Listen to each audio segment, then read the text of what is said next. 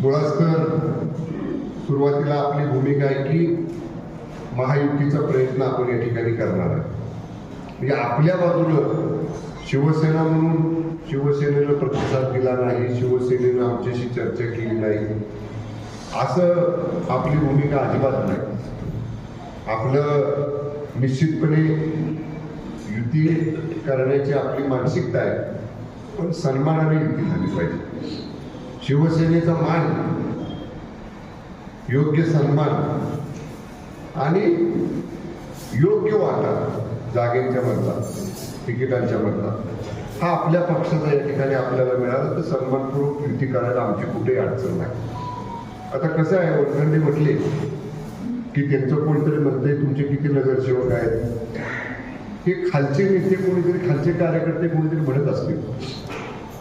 त्यांची प्रमुख परत पालकमंत्री मान्य चंद्रकांत दादा आहेत, इतर त्यांचे काय आमदार वगैरे या जिल्ह्यामध्ये आहेत. आम्ही त्यांच्याशी सुद्धा बोलू.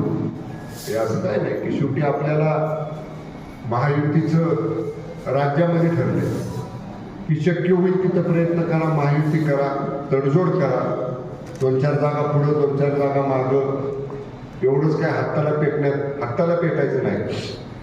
पण अगदीच जर कुणी आपल्याला तुच्छ लेखत असेल, मग तुमचे किती नगरसेवक आहेत जसं वरखंडे म्हटले तसं, तर शेवटी आपण सुद्धा आपल्या पक्षाची भूमिका घेऊन या ठिकाणी पुढे जाणार. पण आपल्याला